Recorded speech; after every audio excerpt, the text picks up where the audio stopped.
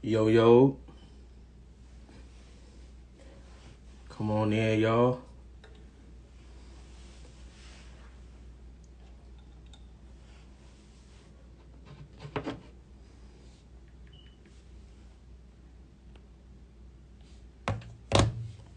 Let me get my guy in here.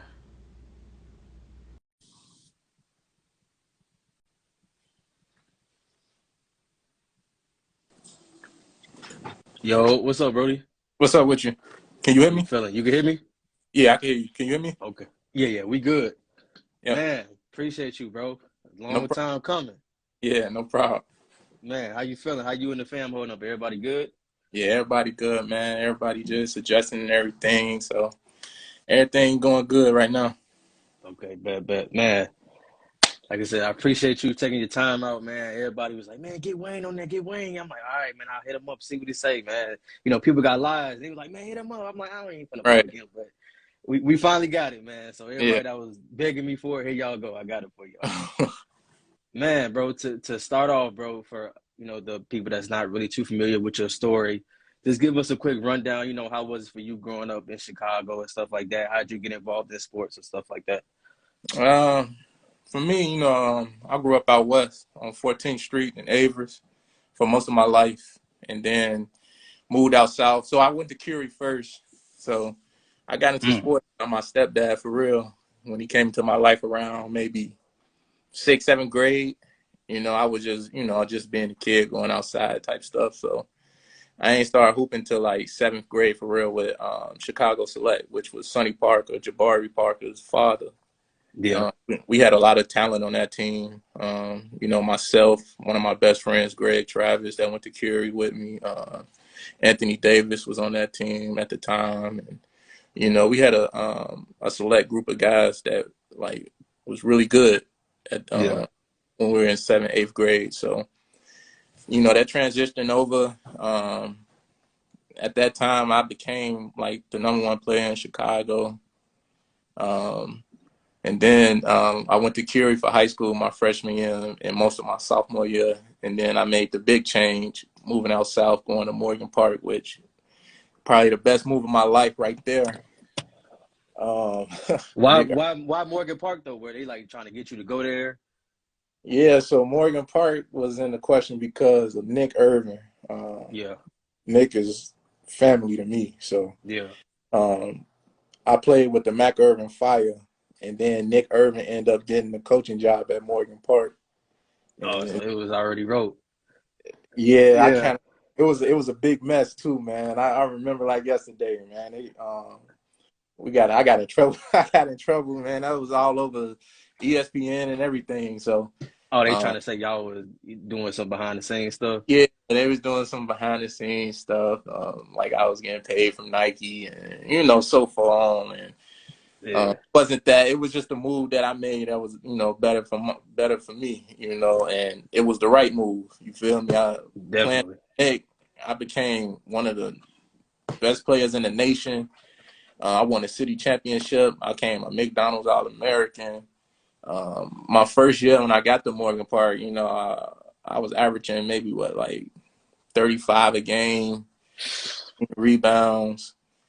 So that's a story by itself right there. I felt like what I did at Morgan Park was legendary, and for me personally, like Chicago basketball, like I feel like I'm in that conversation as one of the greats when you speak Chicago basketball from Definitely. the time I got into high school until the time I got out of high school.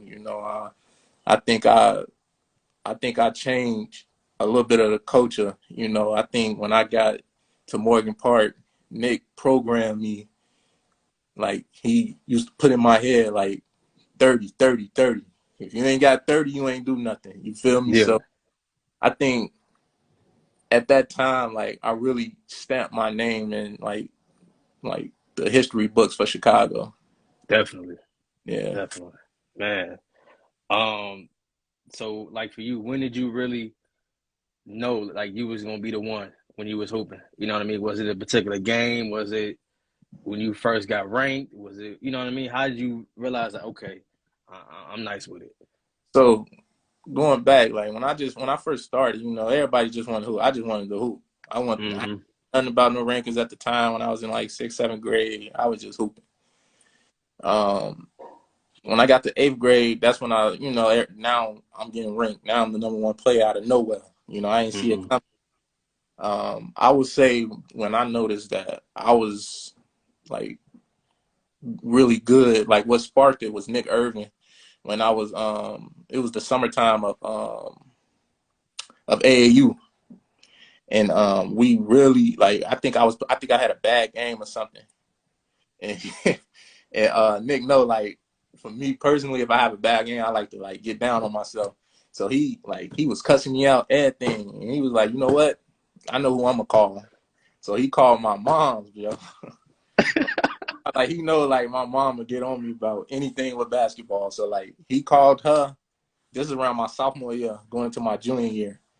He made that one phone call and everything just clicked like that, yo. Like I went on to get nationally ranked that year. I think I was top 15 going into my junior year, and the rest was just history. I think Nick just knew we just had that chemistry. He just brung it out of me, and then going into my junior year, that's when I knew I was like, I knew every game I was getting 30. You was off and running. Your confidence was up now. It was like you couldn't tell me nothing. It got to the point where like I was really telling people I was counting backwards from 34. Like I was talking crazy. I was talking crazy, man. So That that man was talking my junior different. year definitely was the year. It was like, especially after we won city championship too. You couldn't tell me nothing. Man. For you, bro, when you was coming up and you really was starting to take hooping serious, bro, who was like your favorite player at that time that you was watching that kind of patting your game after? Uh, I had two guys. The two guys was Tracy McGrady and Carmelo. I Yeah. love. I think Melo a little more when I got into high school. When I was young, I definitely tried to, pad my game out to T-Mac, but it was definitely Melo for me when I got more into high school, more of that bully ball, mid-range. That's what Nick always used to tell me, like, go home, watch Melo. And I did that. And I stayed in the gym from morning to night. And Yeah. I dedicated myself to my craft I made a lot of sacrifice, to get to that level, to be one of the elite, like high school players in the nation, Facts. and that carried on for a long time for me. Facts. Okay. For you, bro, talk about, you know, you got ranked, you was killing it in high school. When recruitment came around, how was that for you? Was it kind of like, was it easy for you? Was it stressful? And like, what were some of the schools that you were talking to? Uh, I was getting ranked pretty much. It was easier early on from like my freshman year, sophomore year. Junior year, it got real crazy. Not too crazy. I think Nick, the Irvins in general, like all the Irvins, they did a good job at like keeping me, grounded with that area. But I can say my process of going through like recruitment wasn't like super stressful for me. Mm-hmm. I narrowed my schools down though. It was, I ended up going to Louisville, which was in my top five. Marquette definitely was on my list. Kentucky was in there. Texas and DePaul actually was Now top let five. me. I don't mean to cut you off, but I was watching a interview, and I think it was Ryan Boatwright told Marcus Liberty that DePaul wanted to do a package between you, him, and AD. This DePaul, is that true? Yeah, that definitely was true. They definitely wanted to. Whew. I think it was Boat at first that like they kind of pitched it to, and Mm-hmm. then like I think it was our senior year they came and got me and AD. They talked to us and everything, and um, we was I think the only reason it didn't go was because like it was up to me and AD to like do the commitment, and we was waiting on Mm-hmm. like we was looking at each other like you do it first, then I do it. But like things work out, for the better. And I can say from all three of us, If we was to go, because if you look at it separately, all of us won a national championship when we got to college. I was just gonna say that, yeah. Every like Ant won first, I won second, Boat won third. You know, I think if you put us all together, that could have been like, I think we would have shut the city down if we would have came together at the Paul. Yeah, y'all definitely would have put DePaul on the map, Chicago on the map for Yeah, real. yeah, facts. Now, what led down to like the final choice of going to Louisville? Was it, what was that kind of put Louisville over the top over the other four? Well, you know, Coach P is a legend himself, you know, in college basketball. I followed Louisville for a long time, just following the Big East. Everybody, you know, the Big East was probably one of the most powerful, like a powerhouse conference Yeah, back in the day. So if you was a part of the Big East, you know that lift your chances up to getting drafted or just being seen. You know, a lot. You know, you got a lot of TV games, but that's Louisville's. one of the tougher conferences to play in. Oh yeah, for sure. Louisville definitely. I mean, the Big East definitely was like probably the hardest conference to play in. We had Syracuse, Pitt. DePaul was even tough. You know, you feel me? So like, it was never a day off that you was in the Big East. You know, you always had to play every game. So Yeah. That championship run, bro. How was that experience for you? You know what I mean? That's a dream to even play Division 1 ball, but to win the whole thing, bro. How was that? That whole process leading up to it, and then at the end, y'all, what I mean, y'all the champions, bro. How was that? it was fun.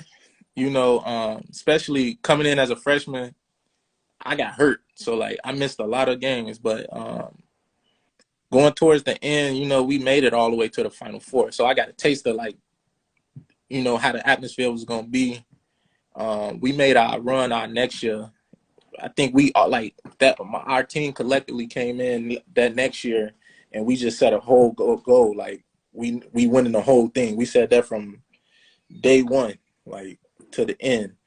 And the crazy thing is, we got so crazy. We got hot during like the month of February. We lost our last game against Notre Dame, a 5 overtime game. That was our last loss. We ran through the Big East, won the whole tournament in the Big East, and then we ran through the whole NCAA tournament and won the national championship. What made it more like crazy was like, you know how you win the Big East tournament, you cut the nets down. Coach P Mm-hmm. told us like we not cutting the nets down until we cut down the nets in Atlanta. You feel me? And like that's a bold statement to say because the tournament Yeah. happened. You feel me? So like, and then we had the Kevin West situation that we had to overcome. You know, when he broke his leg. I think that motivated us even more to get the job done. Yeah. Uh, and then just playing in the national championship game was an experience by itself. You know, I think we played in front of 85,000 people that night. We was definitely in the football arena. Um, I remember just looking around and just seeing how many people was in there. You feel me? That was just a blessing to just be in that atmosphere alone, for real. That was just like a Facts. dream, especially coming from Chicago. Um, Facts. it You was feel just like you made it. You know what I mean? facts, like playing in front of 85,000 people, and then not including people that's watching it. So Yeah. it was just Man. definitely a memory I'm gonna keep forever. I'll tell my son about it. Facts. Yeah. Facts. Um, for you, bro, just being from Chicago every night is a tough matchup. You know what I mean? Who was one of your toughest matchups playing ball? You know what I mean? You could do high school, college. Who was one of your most memorable matchups when you was like, all right, I'm not gonna lie, high school, it. I'm gonna say this. Like high school, I felt like I was better than everybody, mm-hmm. but I gotta give my boy like his flowers right now. Like he was my favorite high school player. While we was in high school, he was a year older than me, Jeremy Richmond. A lot of people know about Jay Rich. Killer. Hey, Jay Rich had it all. Like he had it all, man. I can say it was a lot of guys that pushed me though along my way, like to make me who I was. Like my good friend Sam Thompson pushed me. Me and him had a rivalry going, and we like brothers. We had a rivalry going since we were kids. You feel me? Who else? I can name another guy. I feel like another guy that's always been good that never got the recognition. Phil Green. Oh Like yeah, yeah. Green is nice. Like Ahmad Starks. That's my boy. Like like I feel like the class of 2010 and 2011 changed Chicago basketball. That's just me personally. Facts. I feel like our years when we was in high school, like we had the city going crazy. Like every game, people was coming out. They had to switch arenas just for certain games. Other people coming to the games just to watch different people play every time. You feel me? So Yeah. like 2010 class and 2011 class definitely had the city going crazy. Facts. The best hands down. Every Friday night, every popping. Everything before and after, I don't care. 2010, 2011, we had it going crazy in the city. Facts. Okay. For you, bro, what was kind of something that you had to overcome, you know what I mean, coming up that kind of made you the man you are now? For me, um, just growing up, I lost my father at a young age. I think I was like 4 years old. You feel me? So just seeing my mom work, jobs and, my sisters looking after me. Growing up, I got three older sisters. So like you just try to use anything you can for motivation. And, that's what I did, especially like where we came from out west. A lot of people don't know that I'm from out west. That's the crazy part. Um, the neighborhood I grew up in wasn't, everybody got a story. You feel me? Yeah. Um, I don't really want to touch on it too much, but yeah, like you just find ways to motivate you. And, for me, that was my main factor of motivation, helping my family out. Facts. Okay. So this question, bro, is probably my favorite one to ask, especially being from Chicago, because it's like you got so many people. For you, this is your five though. I want you to give me your all-time five from Chicago. Well, that D Rose and Okay. my top five, that's tough. All right, this is my top five. D Rose, Jeremy Pargo, Ooh, okay. um, Antoine Walker, Nick Irvin, Okay. after my boy Nick. What's And then that? one more. One more. Yeah. That's tough though. Uh,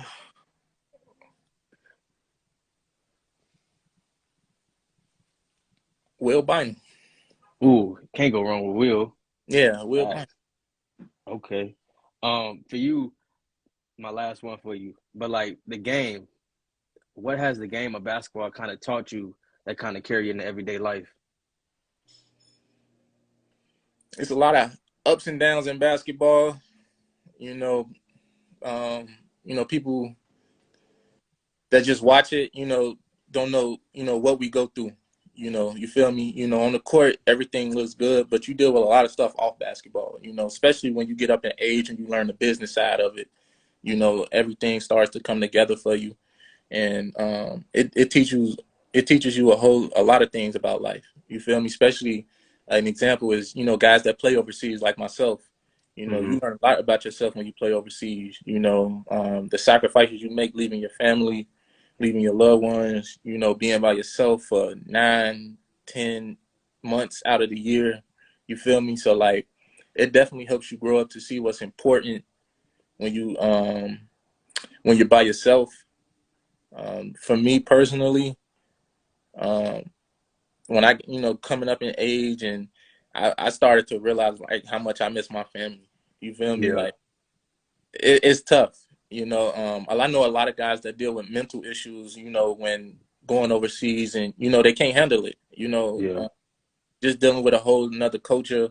You got to adjust yourself. You just got to, adjust. You don't get to go home, but you're doing it, to better your life. So you got to deal with those. So I think for me personally,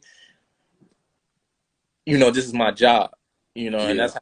that's how I approach it every day. I don't want to go all the way, across the waters, but this is my job, and I take it very serious. So I just do the best that I can with it, and I just keep it moving. Facts. Okay. Like I said, my last one for you, bro, is, who would you want to see on here next so I can put them on the hot seat as far as like telling their story and stuff like that, giving some motivation out to the youth and stuff like that. Uh, Next, probably for sure, maybe Jeremy Richmond. I think Jay Rich is a lot of people don't know about Jay Rich. You feel me? Yeah. For me personally, Jay Rich was a guy that I was looking up to when I was in, like I said, we was both in high school. You feel me? Yeah. I felt like he was that type of player where like he was that good. Yeah. And we all looked at Jay Rich like, yeah, he finna go to the league. You feel me? Like, Yeah. and expected, things happen in life. So I think he really is a guy that you should get on this show so he can tell his story and what he been through and stuff like that. Another Facts. guy that I'm cool that I think so is Reggie Smith. I Yeah. think one of the best guards I probably ever played with. I think he's a guy that you should really reach out to. Ryan Boatwright. Has Ryan been on here? Yeah, I got both. Oh, you got Boat. Yeah. Who else? Sam. I said Sam Thompson. Okay. I'll reach out to him. Sam Thompson. Yeah, Sam. Since we were kids, always been a competitor. He's well known in Chicago as well. Real Yeah. in Chicago basketball also. So you know, Facts. Phil Green. Like I said, Phil. I think Phil Green, man. I think you should reach out to him also. Okay. I always respected Phil game. I always thought he was, better than what Yeah. people trying to like do to him. But Phil got real game. Hands down. Jeremy Hands Parker. down. That's my boy. So Yeah. yeah, Jay. Okay, bet. I'm gonna reach out to them for sure, bro. Yeah, Man, bro, I appreciate you, taking time out your day. Like I nah, said, we finally got it done, bro. So I would say congrats on the family, congrats on, everything I've been seeing you post. yeah. Congrats on that, bro. You know what I mean? Keep going, whatever you got going on, bro. All love from me to you, bro. Man, appreciate it, man. Yeah, I love to come back anytime you need me. Definitely, bro. All right, bro. I'll holler at you. Peace. All right. Yep.